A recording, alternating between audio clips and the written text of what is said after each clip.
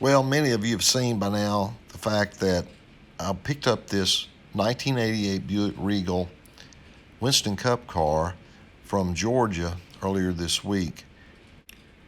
This is the same car with driver Philip Duffy out of Augusta, Georgia. Now, the reason there's a different number on the car from the 32 and now it's 96 was in 1988.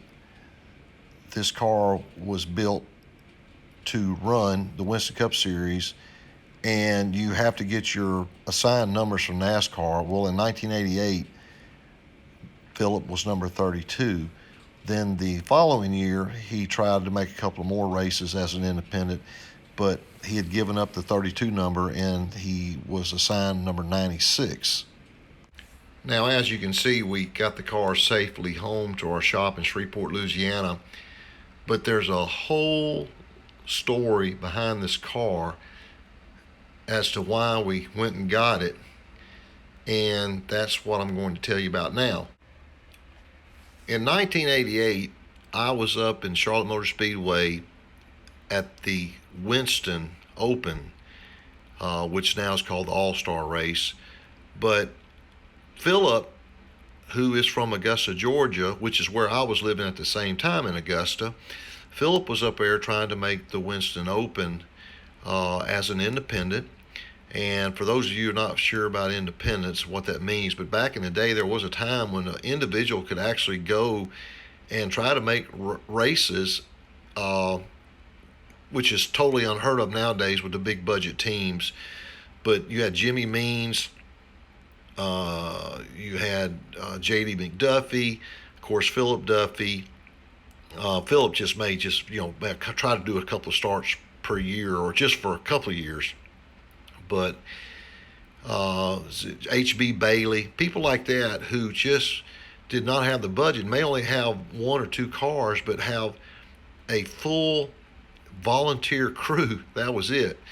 Well, knowing that Philip was just a independent, when I saw the car go around the track, I saw that it had Bob Beard Ford on the quarter panels. Now, the car that Philip was in there at the Winston Open was actually a Chevrolet Monte Carlo with Bob Beard on the side of it. Well, knowing what Bob Beard Ford was, I immediately called them Monday morning when I returned to Augusta, Georgia, and I said, look, I don't know who this guy is, but who can you have there, or who you have there at the dealership that can get me in touch with this guy? So they had me come down to the dealership. The guy was named Jerry. I can't remember his last name, but Jerry says, why you want to meet Philip, blah, blah, blah. I guess he's kind of scoping me out. I said, look, I've raced for a long time. My family's been racing. I said, I'll do anything to try to help this guy. The thought of being independent, because I knew I could help him. He's from my hometown, or not from my hometown, but where I was living at the time. And I said, hey, I want to help this guy. So he called Philip, and Philip said, yeah, come on out. So Jerry took me out to Philip's shop, and I was amazed. I walked in there, and it was just a little bitty wooden, very modest two-bay wooden shop, and there was his Monte Carlo in there that I had seen there in Charlotte, but then there was this brand new 1988 Buick Regal sitting in there, and that's what he was putting together to try to campaign for the rest of the year. As far as just a few races there in the Southeast he was going to try to make. When Philip asked me about my experience and all, I explained to him, and he says, can you fabricate anything? And I said, yes. Of course, the car came from Laughlin pretty much together, except you got to hang all the components on it. But Philip said, well, we need to get a battery cover for the battery box. And this is the very first piece I made the first night in Philip's shop, was a battery box cover. And this is what it looks like today, 33 years later.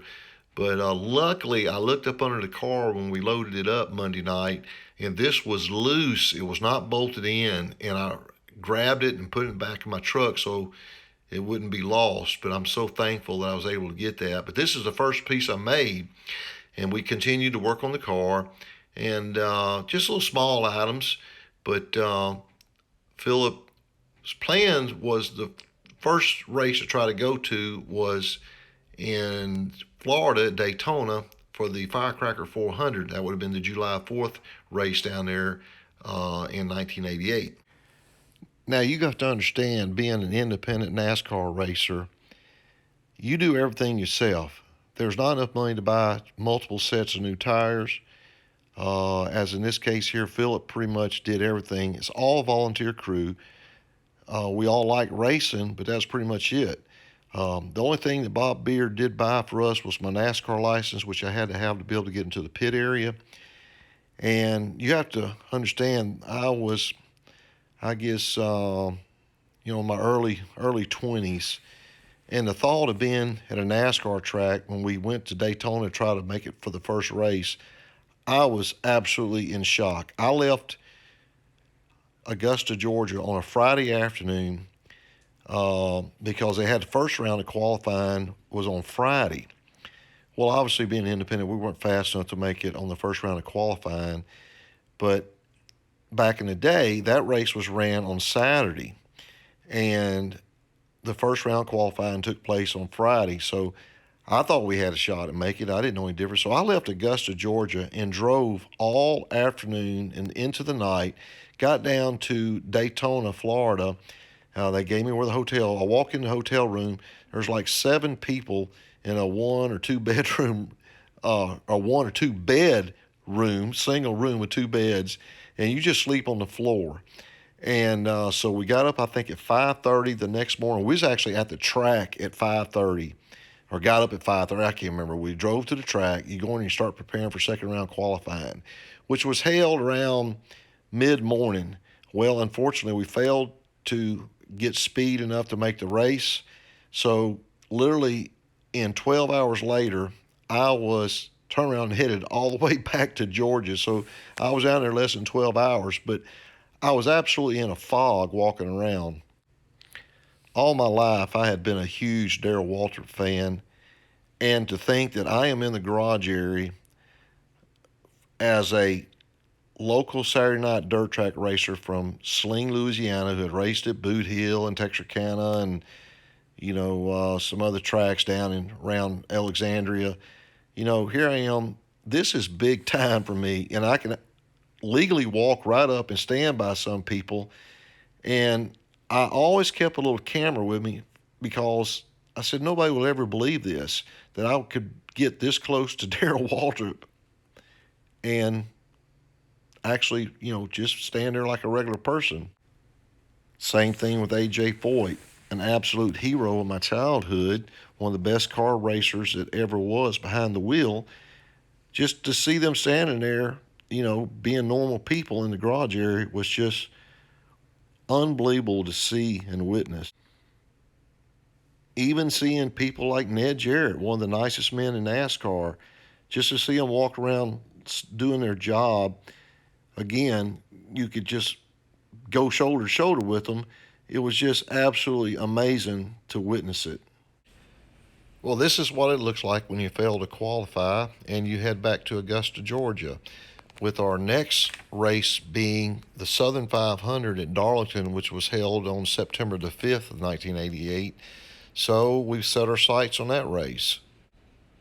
We had much better luck at Darlington and actually made the field, qualifying 39th on the last row inside, and Philip made the show. I could not believe it, and I was actually listening to the qualifying on the radio, and I jumped in my car when I got home and headed down there. We were so excited. We had made our first official race, and I was actually going to be in the pit crew servicing the car during a race, which was the next step up from just being in the garage area for a non-qualifier.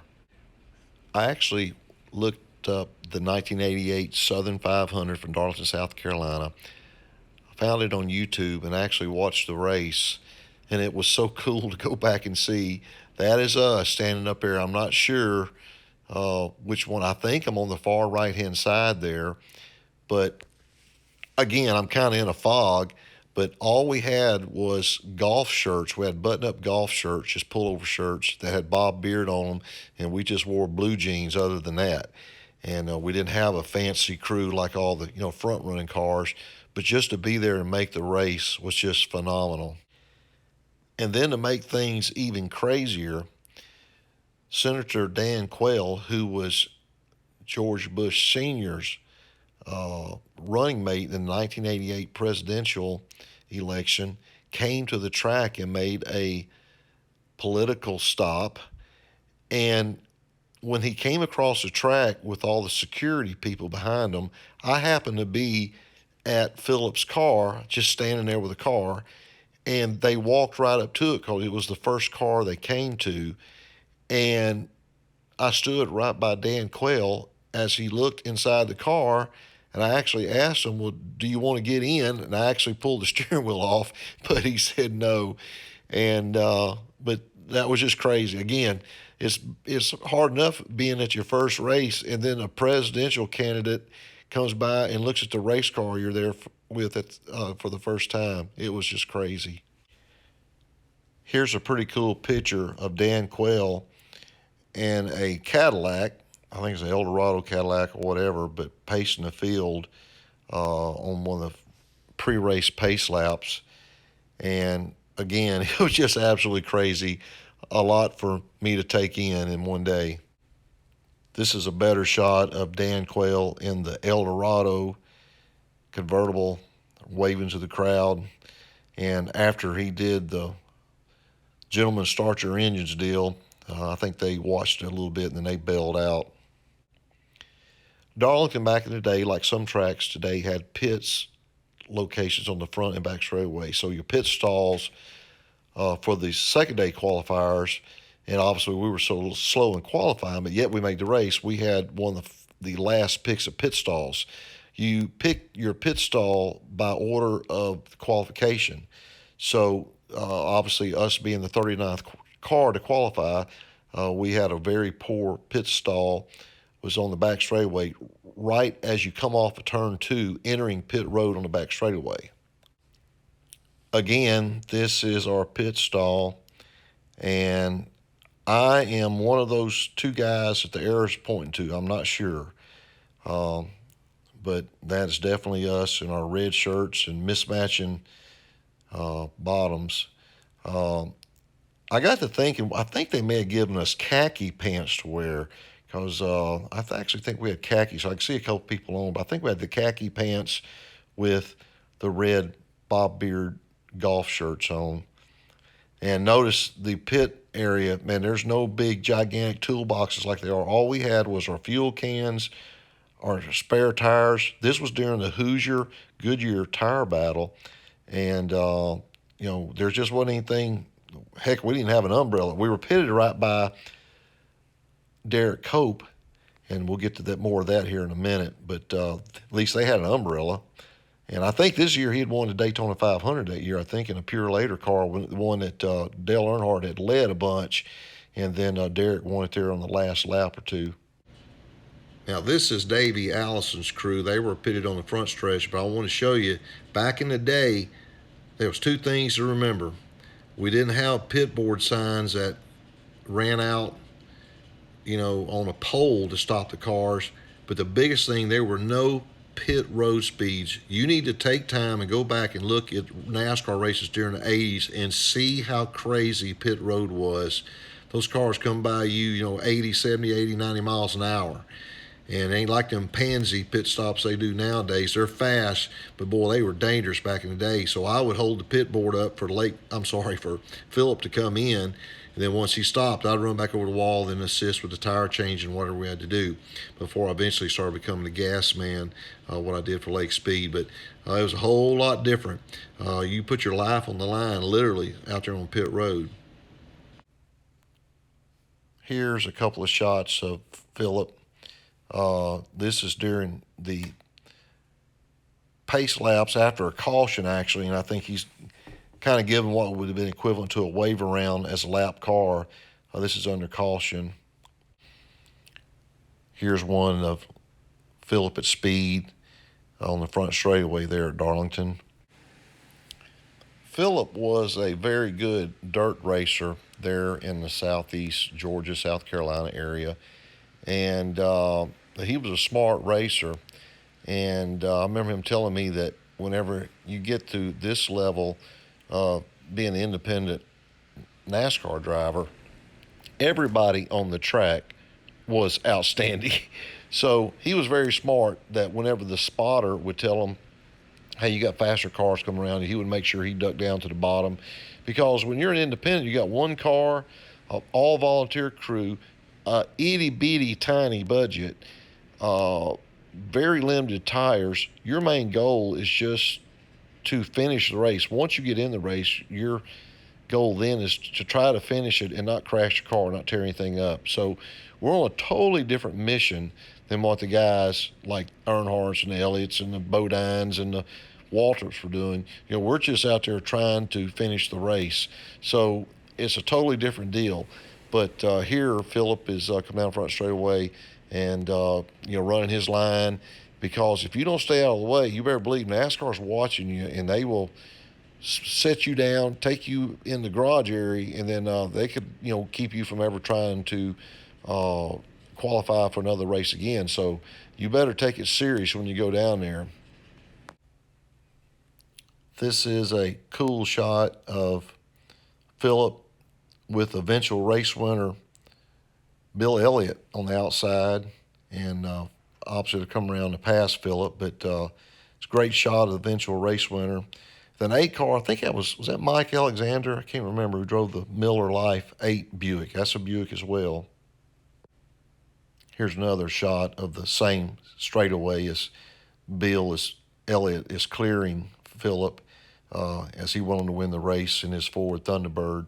It was actually a very, very good race. Now, one thing that was interesting, Philip was not a big guy.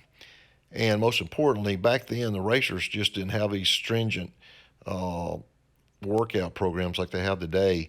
And Philip really got tired there about 2/3 through the race. And he said, look, I can't go anymore. And the last thing you want to do is crash your car. Well, what was interesting, I mentioned earlier that we were pitted by Derek Cope. Well, Derek Cope had broke. And Philip came in and just said, look, he just couldn't drive the car anymore. I mean, it's dangerous, and Darlington is tough. And then when you're not in the top physical shape, do this every week, I mean, it'll wear you out. I think he ran 360 something laps, and he was physically exhausted.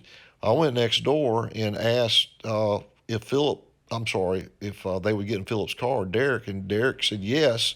Yeah, I'll drive it. So we actually did a driver change, and Derek Cope actually finished the race in our car. It was really funny there towards the end. I mean, Derek Cope was letting that thing hang out. These were the old school tires, the bi-supply tires. And since we were down there pitted in turn 2, he was coming by, and we could almost read the 32 on the right side door. He was hanging that thing out. I think Philip was about to die there in the pit area because, again, we have one car, but the cars were very drivable. If they were loose, you just drove them. And it was so funny how he got out of the car afterwards and said, man, that was fun. We thanked him, and he said, that was a lot of fun. Appreciate it.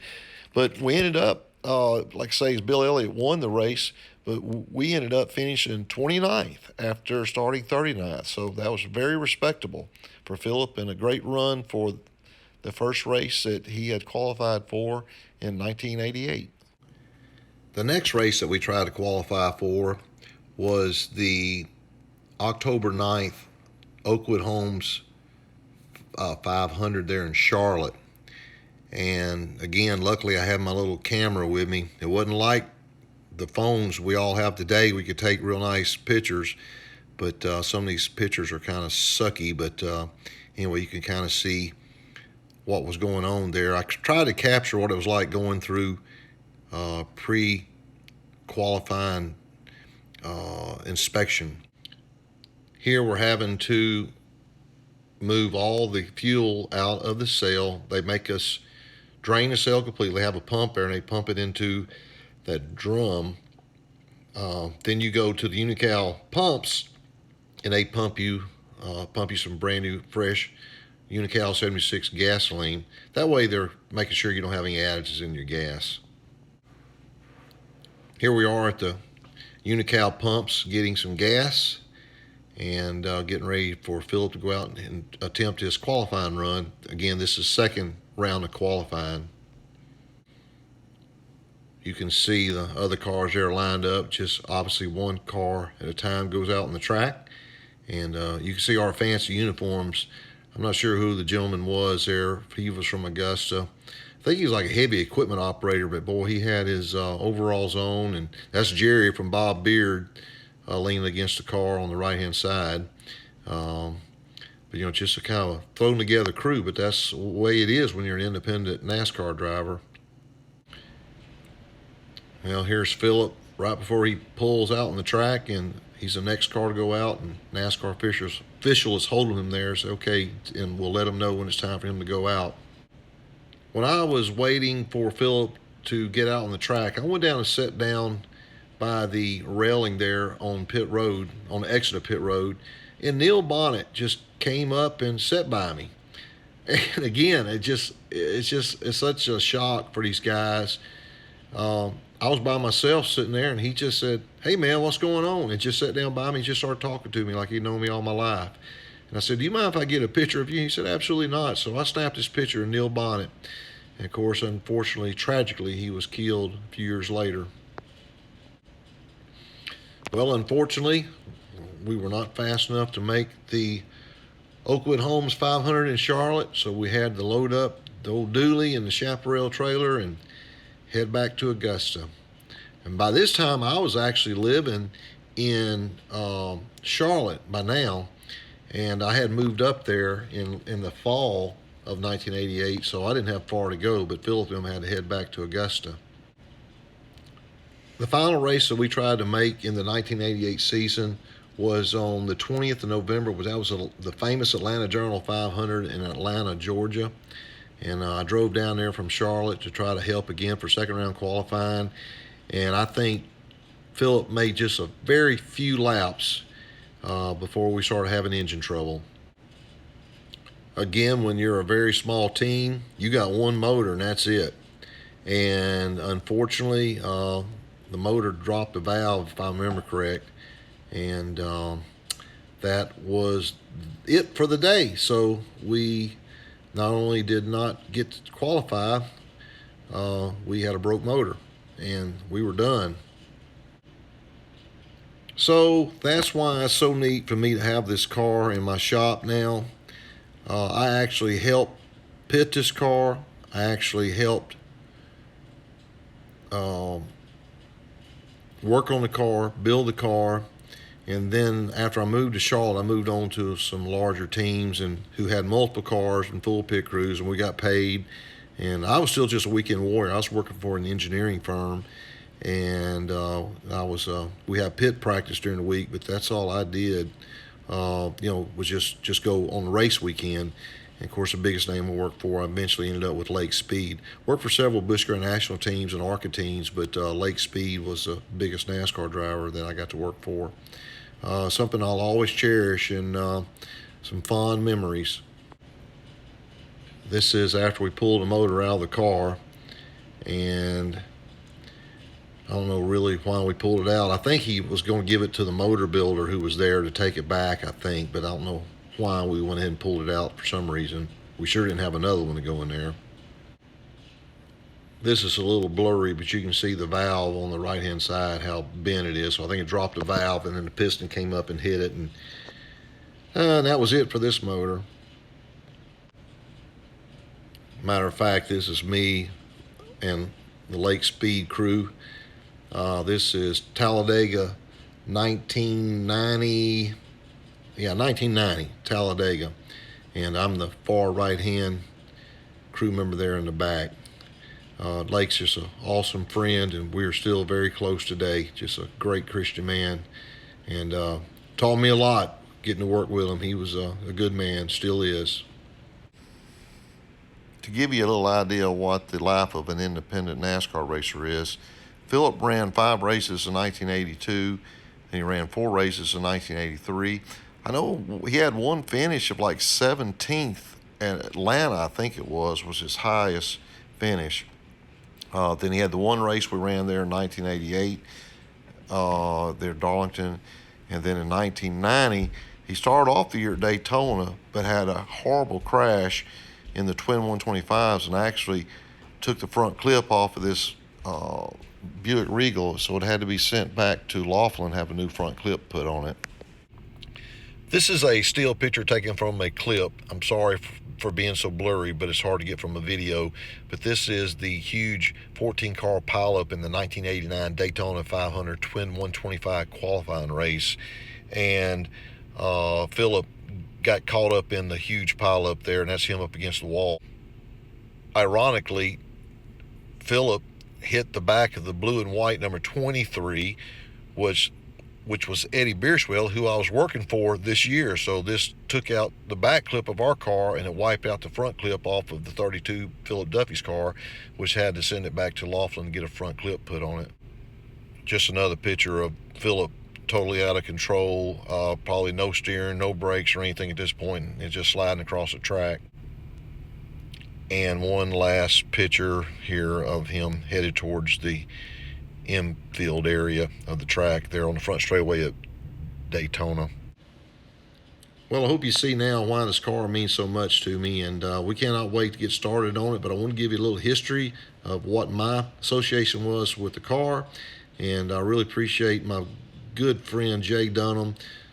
He's friends with Philip Duffy there. They both live there in Augusta, Georgia, and Philip and his wife Judy are just good people, and I'm really honored to be able to put this car back together. So we're going to take it back to the 32 Bob Beard Buick car, and can't wait to work on it. Hope you enjoyed this trip down memory lane. I did. We'll talk to you soon.